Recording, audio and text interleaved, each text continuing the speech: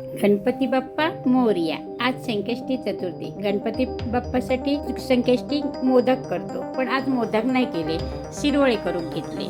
तर गॅसवर एक मोठा पातेला ठेवलं, त्याच्यात अर्धा पातेला मी पाणी उकळत ठेवले. पाणी जसा उकळला तसं एका भांड्यात तांदळाचं पीठ घेतले मी 2 वाटे, आणि त्याच्यात गरम पाणी कडकडीत उकळता घालून थोडंसं मीठ घालून मी त्या मळल्यावर अशी मुठली केली आणि मी ती पाण्यात उकळू घातली.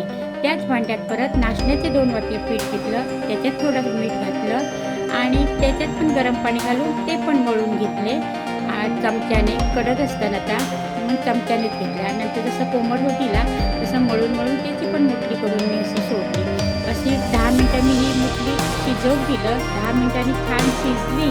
तर पहिली मी तांदळाची घातलेली, म्हणून मी पहिले तांदळाची काढून घेतले. तर माझ्याकडे सोऱ्या असा, तर ह्यो मी गोव्यातनं घेऊन दिलं. छान सोऱ्या हा.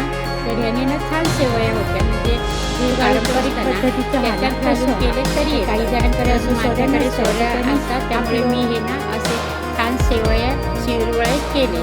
शिरवळे खूप चांगले झाले, सळसळीत बारीक अगदी आणि छान दिसत होते. नंतर हे तांदळाचे जसे गाळून झाले तसे मग मी नाचणीचे मुठली शिजत आली, मग नाचणीचे घातले.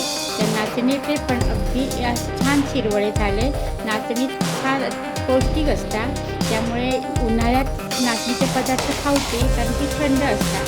तर तसे पण शिरवळे चांगले पौष्टिक. गावात शिरवळे नाचण्याचे शेतकऱ्यासाठी करतात, अंगदुखीसाठी.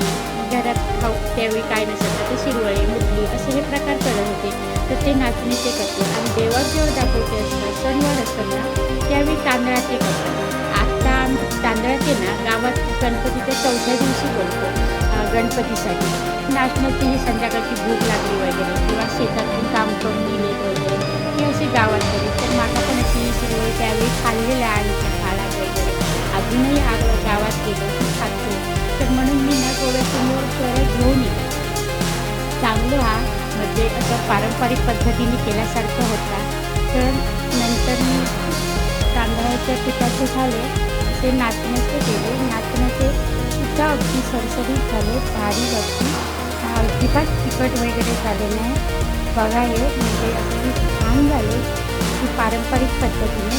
असे हे ना शेवया केल्या. त्याच्यानंतर मग एक असं खोबरं घेतलं, त्याच्यात जिरं, वेलची, हळद घालून मिक्सरात बारीक वाटला आणि त्याच्यात रस काढलो. त्याच्यात गूळ आणि थोडंसं मीठ घातलं. हे ना रसाबरोबर शेवया खूप छान लागतात नारळाच्या. तर याच्याबरोबर नारळाचं रस करूनच लागतात. मी आज संकष्टी गणपती नैवेद्य म्हणून हे केलो आणि आम्ही पण खाल्ले.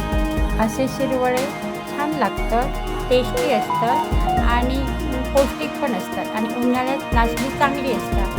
तर असे शिरवळे करा तुम्ही. त्याच्याबरोबर खोबऱ्याचं ना रस करा. ते रसाबरोबर ना ते छान लागतं. ते मग असेल तर गुळमात चालायचे वरून मग रस करायचं. तर हे रस करायचं. 1 वाळा खोबरा घेतला, वेलची पूड, जिरा पूड, हळद घालून तो रस काढतो, आणि तो मग असे शिरवळे गुळमात घालून सगळ्यांकडे असे शिरवळे दिले. ते शिरवळे छान होतं. आणि माझा व्हिडिओ आवडला असेल तर तुमचा, तर नक्की लाईक करा, शेअर करा आणि सबस्क्राईब करा. धन्यवाद.